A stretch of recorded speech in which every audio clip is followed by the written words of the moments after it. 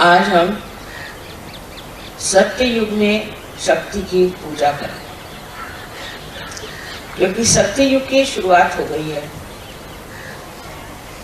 और इसी वातावरण के कारण शक्ति का रूप भी प्रखर हो गया। शक्ति का पहला स्वरूप है कि वो प्रकाशमान, तेजस्वी, तेजपुंज। ये शक्ति जब प्रकट होगी पूर्णतया इस सत्य में, तो हर एक गलत किस्म के लोग सामने उपस्थित हो जाए, उनकी सारी कार्रवाइयां सामने आ जाए। उनकी जो कार्य प्रणाली आज तक चोरी छुपे चल रही थी और उसमें वो मगन थे, वो सब खुल गए। हर तरह की बुराइयां, वो चाहे नैतिक हो, चाहे मानसिक हो, आतंकवादी हो या किसी तरह की भी, सत्य को पसंद न, ऐसी कोई सी भी संस्था, ऐसी कोई सी भी व्यवस्था बच नहीं सकी, क्योंकि उस पर सत्य का प्रकाश पड़ेगा। इस सत्य के प्रकाश में आप एक शक्ति की विशेष प्रकृति देखिएगा, उसकी एक विशेष आकृति देखिएगा। कारण मैंने आपसे पहले बताया था कि अब कृतयुग शुरू हो गया और इसके बाद सत्ययुग आएगा, और ये भी बता गया था कि सत्ययुग का सूर्य क्षितिज पर आ गया। इसकी प्रचिति आपको मिली, इसका प्रूफ आपको मिली कि सत्य के मार्ग में जो भी असत्य लाएगा वो पकड़ा जाएगा। फिर वो सहयोगी क्यों ना, वो अपने को सहयोगी कहलाता है और गलत काम अगर करता है तो वो बच नहीं सकेगा। उसको आज तक सत्य ने बताया, बचाया, संभाला, उसकी रक्षा की। लेकिन अब इससे आगे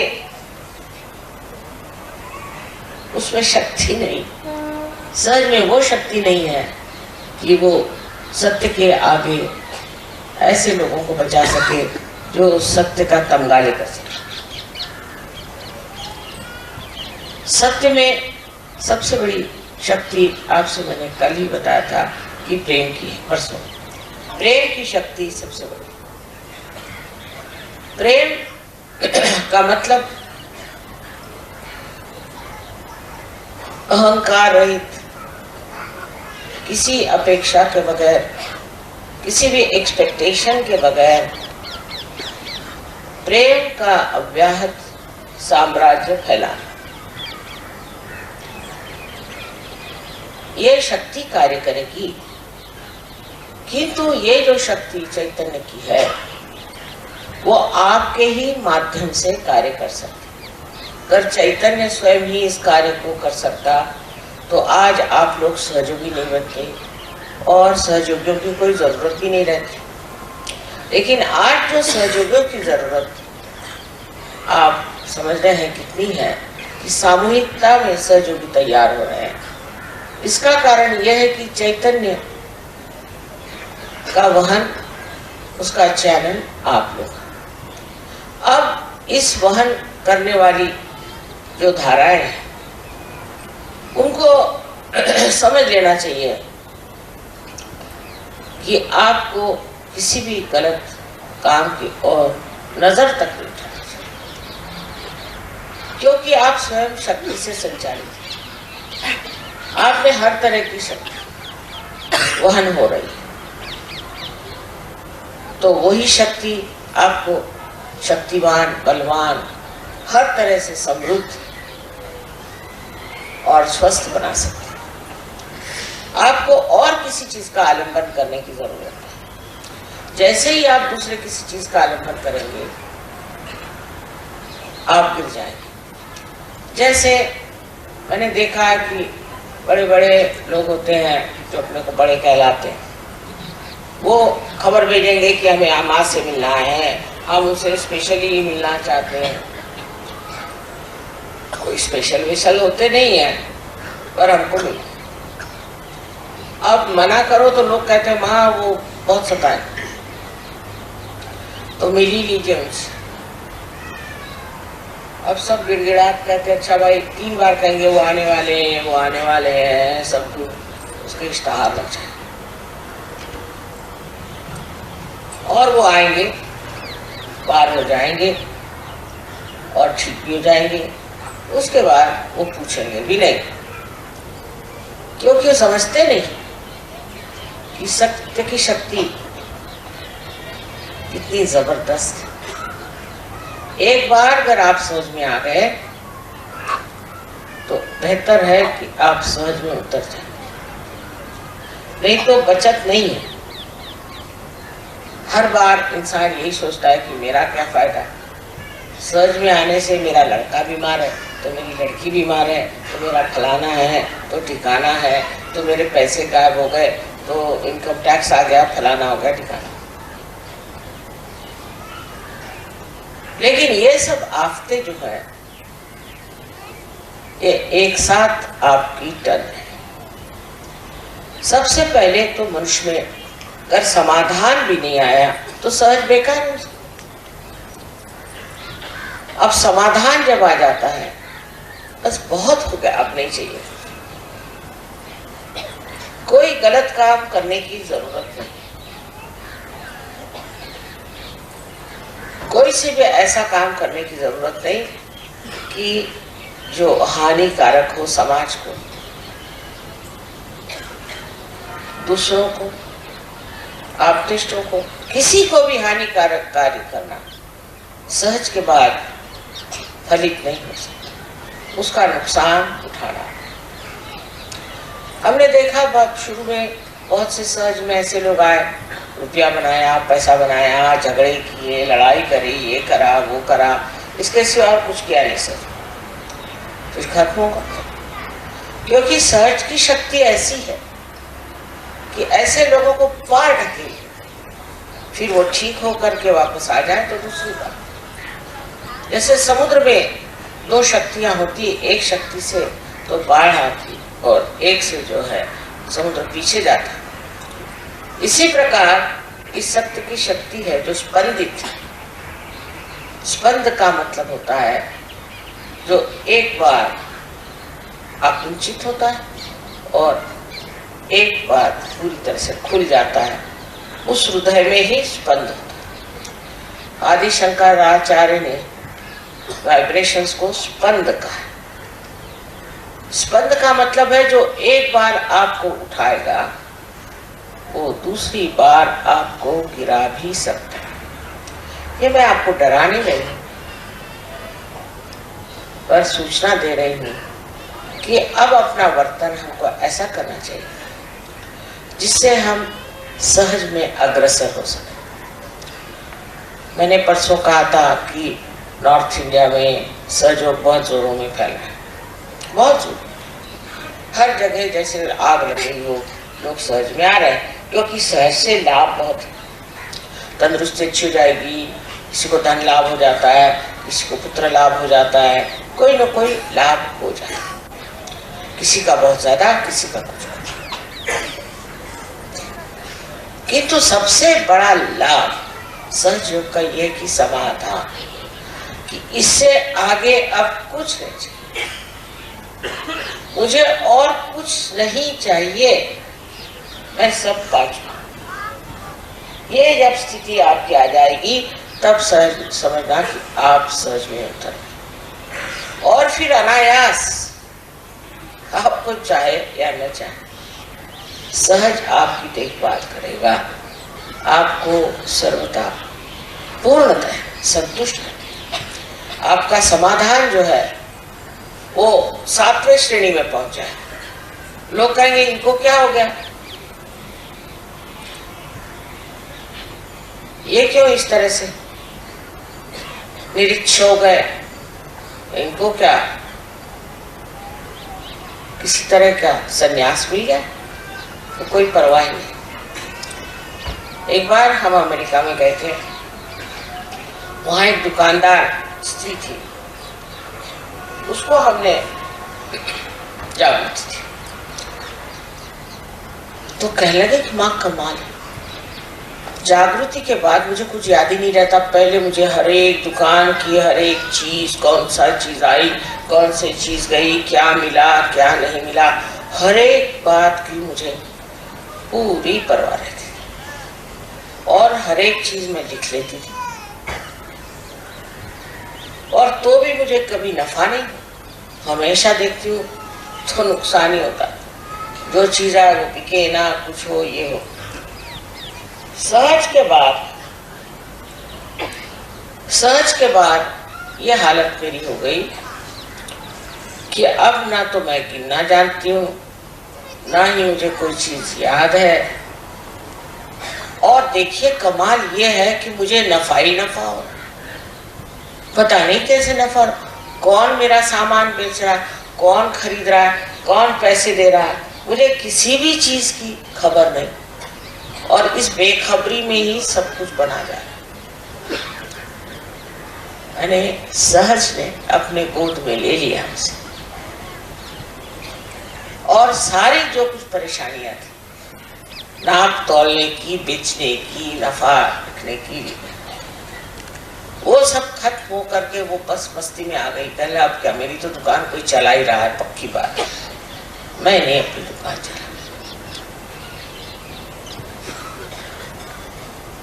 और सब चीज इस प्रकार हो जाने से मनुष्य समझ जाता है कि अब मैं समाधान की 7वीं मंजिल पे पहुंच गया। उसको सोचना भी नहीं, विचारों से परे ये दशा है। अब इसका कारण ये है कि सहज से पहले हम विचारों पे रहते हैं, हर चीज आप गिनते रहते हैं, हर चीज आप नापते रहते हैं, घड़ी हर बार आप देखते रहते हैं, और हर समय आप देखते हैं कि कुछ न कुछ चूक ही जाता है। बहुत हिसाब किताब रखने पर भी आप देखते हैं कि सर दर्द हो गया, लेकिन कोई फायदा नहीं, क्योंकि सहज में आपने ये कार्य अपने ऊपर कैसे ले लिया, तो सहज कार्य, स्पॉन्टेनियस। सहज में सब चीज एकदम सहज हो जाती है।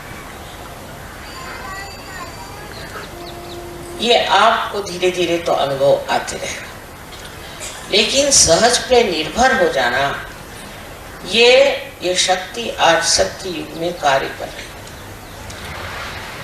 जिस दिन आप पूरी तरह से सहज में निर्भर हो जाए तो सारा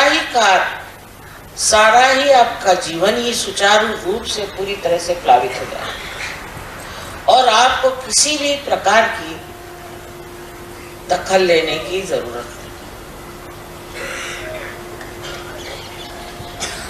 एक बार हमारे यहाँ चोरी हो गई, हमारी सब साड़ियाँ चोरी हो गई।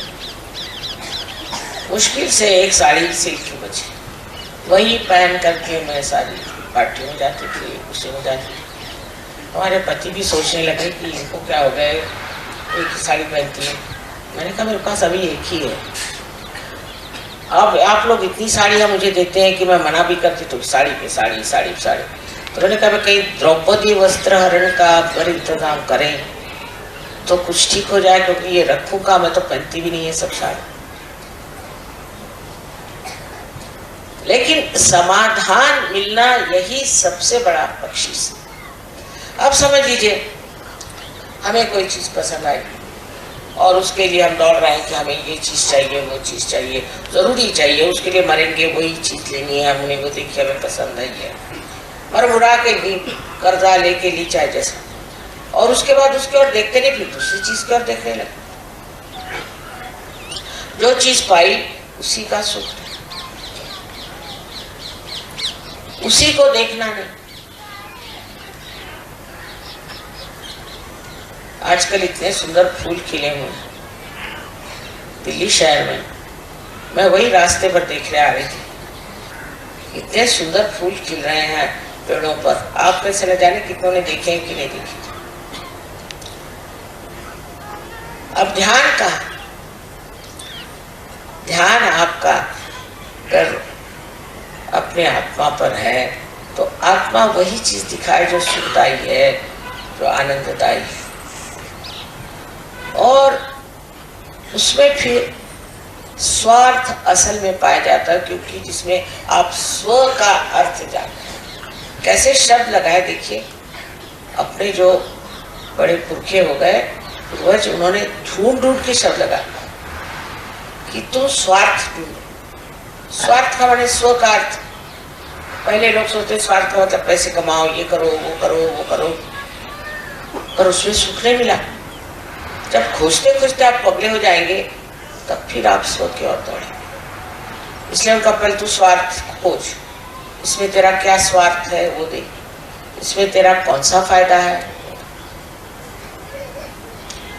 सहज धारा में जब आप बैठे तब इस सत्युग में आपको जान लेना चाहिए कि आपको जो संभालने वाला है, देखने वाला है, उसके करोड़ों हाथ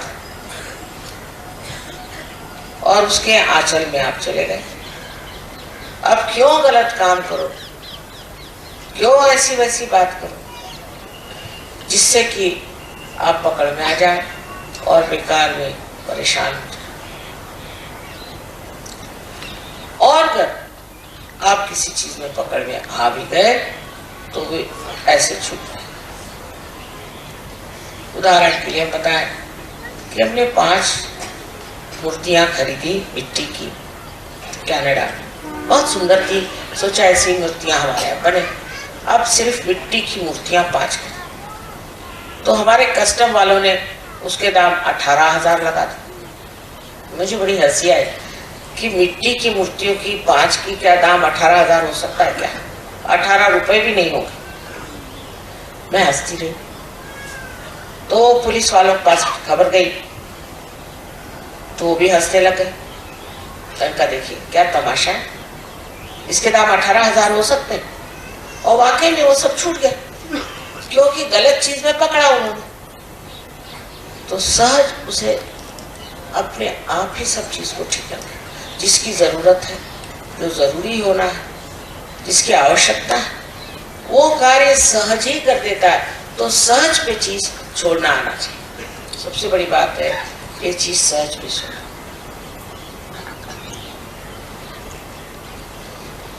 बहुत सी बातों में हम देखते हैं कि लोग बेकार में परेशान, बेकार में परेशान, और इस परेशानी का मतलब ये है कि अभी वो सहज।